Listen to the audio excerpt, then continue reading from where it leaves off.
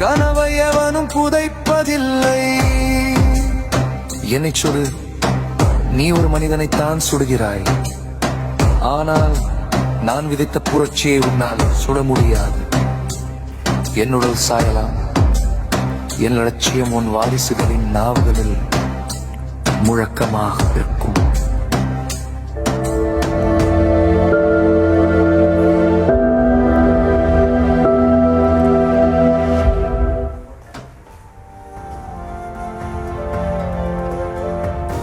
உங்களுடைய விவரங்களுக்கு நன்றி ரேவதி. தமிழகத்தில் இடதுசாரி இயக்கத்தின் ஒரு சகாப்தம் முடிவுக்கு வந்திருக்கிறது. நல்லக்கண்ணு அவர்கள் இன்று நம்மிடையே இல்லை. தொடர்ந்து விவரங்களோடு செய்தியாளர் பாரி இணைந்திருக்கிறார். பாரி, மருத்துவமனை தரப்பில் அதிகாரப்பூர்வமாக அறிவிக்கப்பட்டிருக்கிறது. கட்சி சார்பிலிருந்து என்னென்ன நடவடிக்கைகள் அவங்க மேற்கொள்றாங்க, அவங்க தரப்புல என்ன சொல்லப்பட்டிருக்கு? வணக்கம். தாமிரபரணக்கரையில் கையில் கம்யூனிஸ்ட் கட்சியோடு தன் வாழ்நாளை துவங்கிய தோழர் நல்லக்கண்ணுவினுடைய மரணம் ஈடு செய்ய முடியாத இழப்பாக காம்ரேட்களுக்கு மட்டுமல்ல, ஒட்டுமொத்த தமிழ் சமூகத்துக்குமே இருக்கிறது. கடந்த வாழ்நாளெல்லாம் போராடிய நல்லக்கண்ணு சமீப காலமாக கடந்த 10 நாட்களாக மருத்துவமனையில் இயற்கையோடு போராடி வந்தார். இது ஒரு முறையோ இருமுறையோ அல்ல, இந்த வருடத்தில் இதுவரை 5 முறை மருத்துவமனைக்கு அவர் சென்றிருக்கிறார். மேல் சிகிச்சைக்காக இருக்கிறார், மிகுந்த தீவிர சிகிச்சையில் இருக்கிறார் என்றெல்லாம் கூட பல்வேறு தகவல் வந்து ஒன்றும் இருக்கு.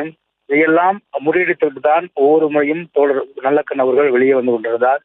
இந்நிலையில் தற்போது நேற்று முதலே அவருடைய உடல்நிலை மிகுந்த கவலைக்கிடமாக இருப்பதாக மருத்துவமனை வட்டாரங்கள் தொடர்ச்சியாக கூறி வந்தார்கள். அது மட்டுமல்ல, தமிழக முதலமைச்சர் முதற்கொண்டு அனைத்து அரசியல் கட்சி தலைவர்களும் தொடர்ச்சியாக நல்லக்கண்ணு அவர்களுடைய பார்த்து மருத்துவமனையில் அவருடைய சிகிச்சை பற்றியும் மருத்துவமனையில் விசாரித்து வந்த நிலையில் தற்போது அவர் உயிர் பிறந்திருக்கிறார் என்ற ஒரு செய்தி தமிழ்நாட்டு மக்களிடையே பேரதிர்ச்சியாக இருக்கிறது. 101 வயது வரை தன் வாழ்நாளெல்லாம் போராடி ஒரு தோழராகவும் தொண்டராகவும் இந்த சமூகத்தின் மிகப்பெரிய ஒரு மாற்று சக்தியாகவும் இருந்த நல்லக்கண் அவர்கள் தற்போது தமிழகத்தில் நீங்காத இடம் பிடித்து நம்மை விட்டு சென்றிருக்கிறார்.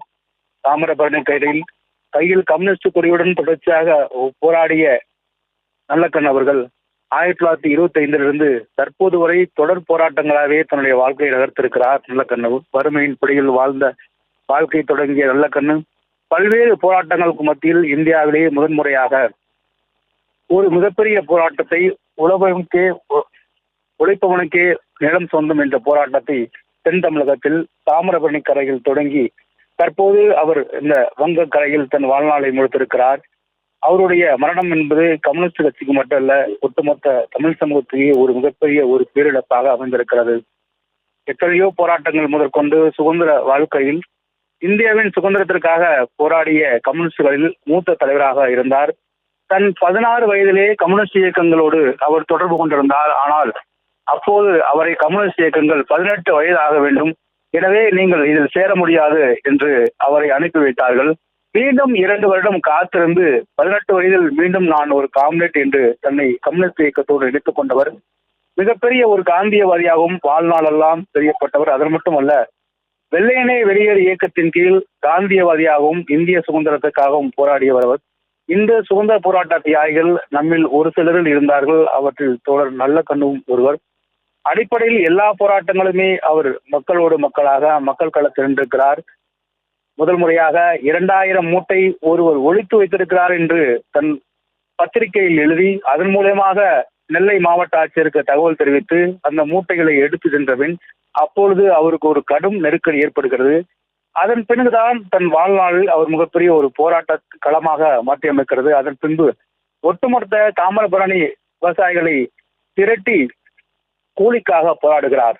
அந்த கூலிக்காக போராடும் பொழுது இதே அதாவது வெள்ளையர் காலத்தில் கீழ்வணி மண்மணி சம்பவம் போல தாமிரபரணி கிளையில் தொடர்ச்சியாக போராட்டத்தை மேற்கொண்டிருக்கிறார்.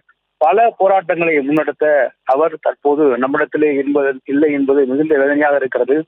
அவருக்கு இன்னும் சற்று நேரத்தில் அரசு மரியாதையுடன் அவருடைய உடல் கொடுக்கப்படும். அதாவது ஏற்கனவே அவர் தன்னுடைய உடலை மருத்துவக் கல்லூரிக்கு தானமாக வழங்கப்படும் என்று அறிவித்திருந்தார்.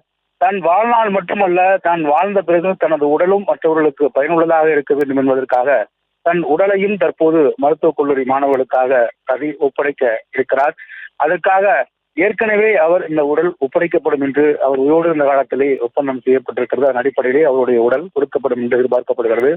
இன்னும் சற்று நேரத்தில் தமிழ்நாடு முதலமைச்சர்கள் ஒரு அறிவிப்பை வெளியிட இருக்கிறார். அந்த அறிவிப்பில் அரசு மரியாதையுடன் தோழர் நல்லக்கண்ணுடைய உடல்